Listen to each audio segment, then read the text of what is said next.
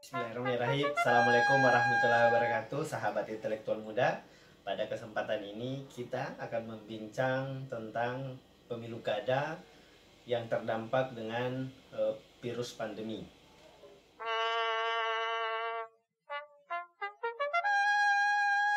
Setelah sempat tertunda, pemilu kada yang rencananya memang sejak awal dilaksanakan tertunda karena pandemi. Baru-baru ini KPU dan juga pemerintah merencanakan untuk melanjutkan tahapan-tahapan pemilu kada yang rencananya akan dilaksanakan pada tanggal 9 Desember 2020.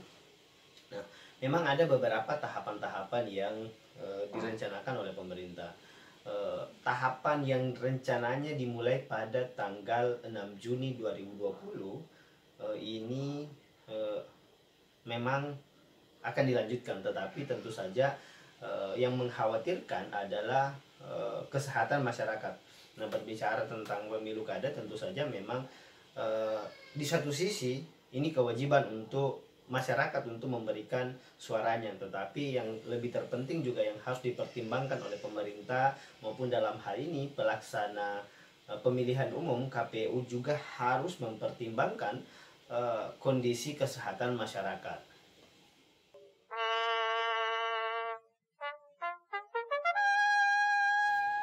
Sejauh ini memang KPU sudah menetapkan jadwal masa kampanye yang rencananya akan dimulai tanggal 26 September sampai 5 Desember. Dan selanjutnya kemungkinan besar pemilihan umum akan dilaksanakan pada tanggal 9 Desember 2020.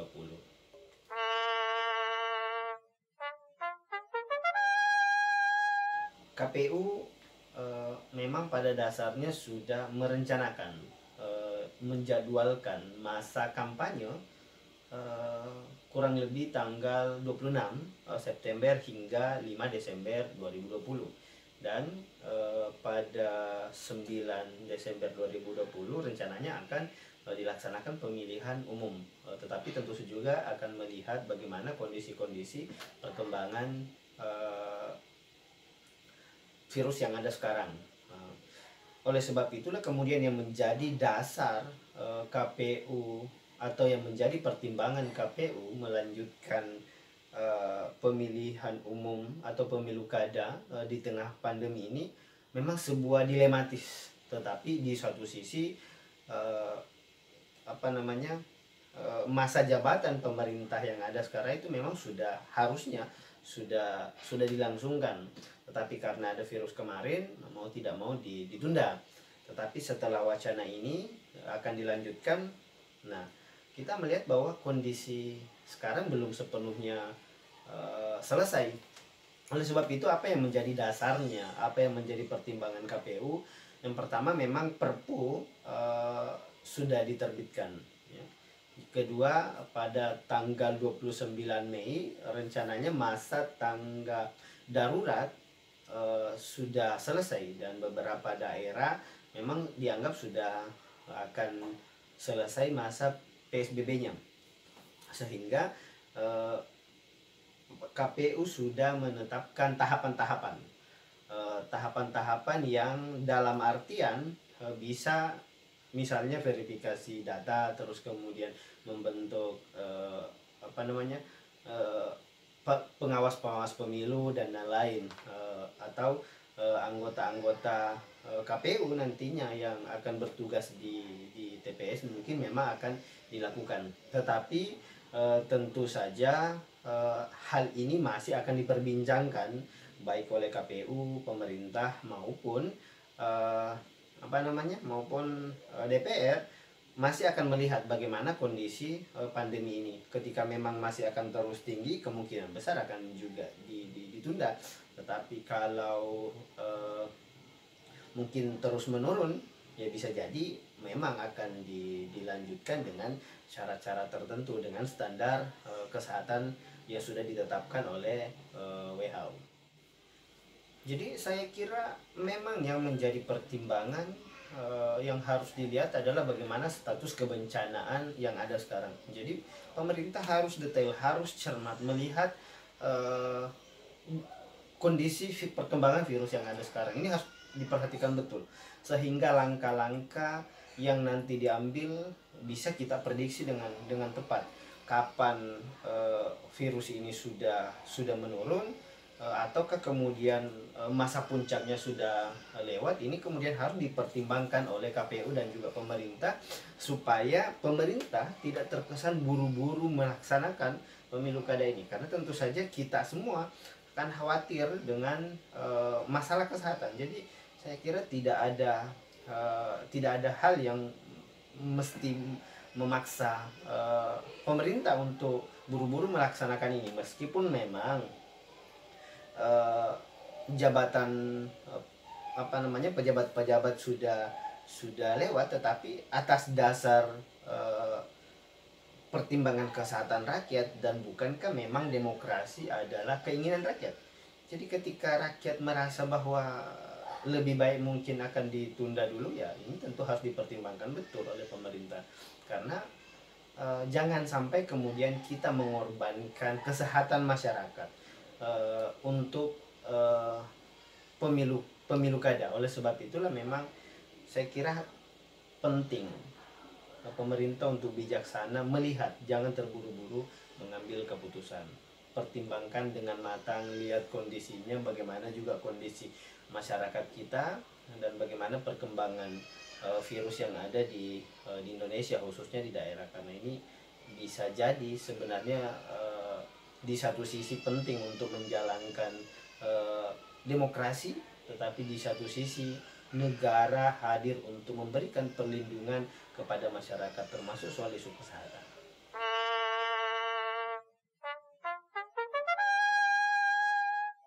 Ya, umpama pandemi ini belum berakhir dan kemudian pilkada tetap dilanjutkan, KPU dan pemerintah harus melihat bagaimana pandemi ini pada pertengahan 2021. Jadi saya kira memang kalau tidak berakhir, mau tidak mau harus ditunda. Kalau ini semakin meningkat, maka KPU harus mencari opsi, mungkin di awal atau pertengahan 2021 kita bisa sama-sama melihat perkembangan virus ini. Apakah sudah sangat berkurang dan kemudian pemerintah dan juga masyarakat sudah sama-sama disiplin bagaimana menjaga diri, social distancing dan lain-lain. Saya kira mungkin sudah bisa dilanjutkan di 2021. Kalau memang kondisi di sampai Desember ini belum sama sekali, masih sampai pada masa puncak, saya kira alangkah bijaksananya kalau untuk sementara ditunda dulu sampai kemudian kita melihat pada pertengahan 2021.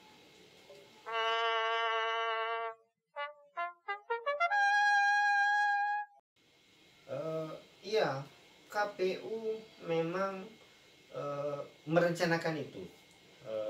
Yang pertama, memang masa jabatan sebagian sudah berakhir, dan juga di beberapa negara itu sudah melaksanakan pemilu. Misalnya Korea Selatan sudah melaksanakan pemilu dengan cukup baik.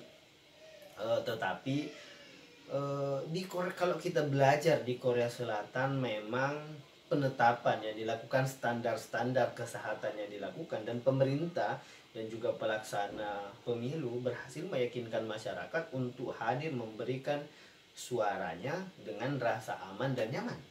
Jadi dalam konteks inilah kemudian perlu kita melihat, apalagi di Indonesia. Kita betul-betul sangat dibayangi dengan, atau sangat khawatir dengan isu-isu kesehatan. Jangan sampai kemudian kita pergi memilih, kita terkena. Di lain sisi menjadi kewajiban kita untuk memilih pemimpin yang baru, untuk memilih wakil-wakil kita.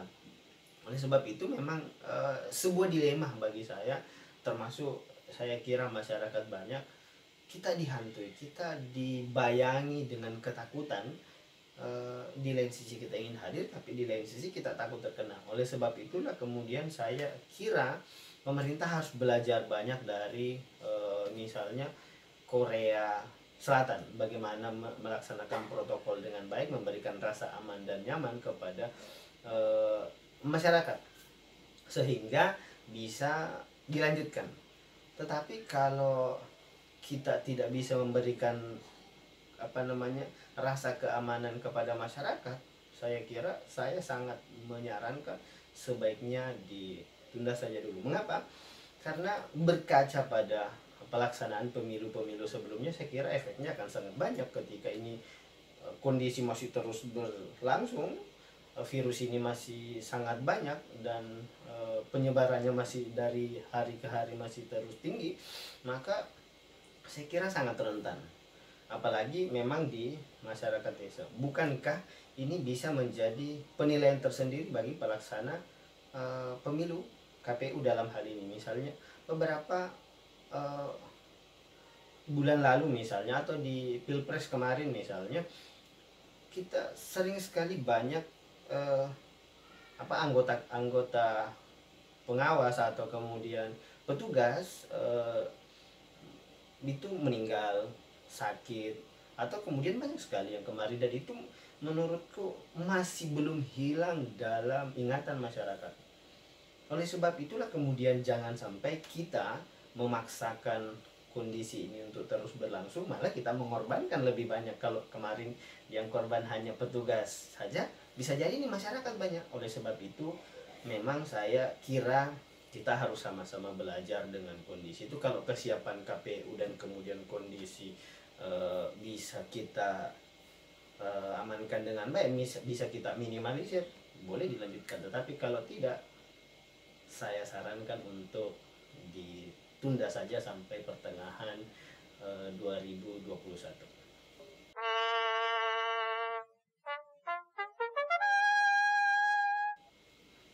Kedua, saya khawatir benar dengan partisipasi masyarakat. Dalam kondisi normal saja masih banyak misalnya masyarakat yang tidak hadir, atau ada kendala-kendala yang lain. Misalnya tidak ada undangan atau hal yang lainnya, ini bisa menghasilkan pemilu nantinya mungkin tidak cukup berkualitas menurut saya. Karena bisa jadi karena terburu-buru pendata, yang mendata juga khawatir bisa jadi yang didata tidak maksimal nantinya, sehingga partisipasi bisa jadi tidak terdata dengan baik masyarakat. Kedua, kita juga tidak bisa memilih, misalnya yang sakit jangan pergi memilih karena sakit. Karena menurut saya dengan membatasi yang sakit atau kemudian yang terkena virus itu sama dengan menghilangkan haknya orang. Jadi yang termasuk yang kena virus pun sebaiknya memilih. Tetapi memang ini menjadi masalah. Jadi kita tidak bisa menghilangkan haknya orang saja, terlepas dia sakit, selama dia masih bisa mencoblos itu haknya. Tetapi ketika dia mencoblos, di satu sisi itu menjadi ancaman kesehatan yang serius bagi kita semua. Nah, oleh sebab itu saya sangat khawatir partisipasi politik masyarakat akan sangat rendah ketika ini dilangsungkan di tengah masa pandemi yang belum ada ujungnya, belum ada kepastian yang jelas apakah semakin menurun atau semakin seperti apa. Jadi ini menurut saya sangat bergantung bagaimana kesiapan dan kemampuan pemerintah meyakinkan masyarakat soal pandemi ini. Jadi kalau pemerintah bisa meyakinkan, memberikan standar protokol yang baik, maka saya kira partisipasi bisa saja akan cukup baik. Tetapi kalau tidak, saya sangat khawatir partisipasi akan sangat rendah. Iya, saya sangat dilematis memang.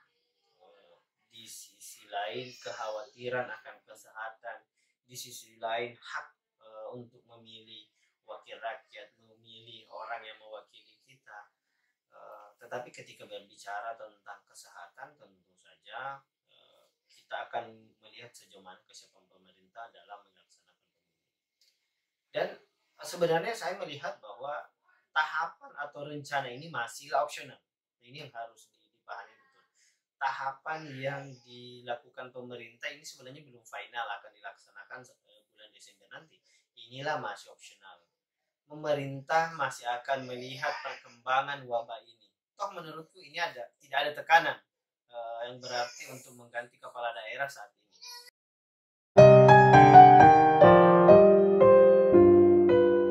Assalamualaikum warahmatullahi wabarakatuh. Nah, sini saya akan memberikan tanggapan terkait jadwal pilkada serentak di tengah pandemi virus corona. Jadi menurut saya pemerintah terkesan memaksakan kondisi dalam menjadwalkan ulang pilkada serentak di bulan Desember tahun 2020 melalui Perpu nomor 2 tahun 2020.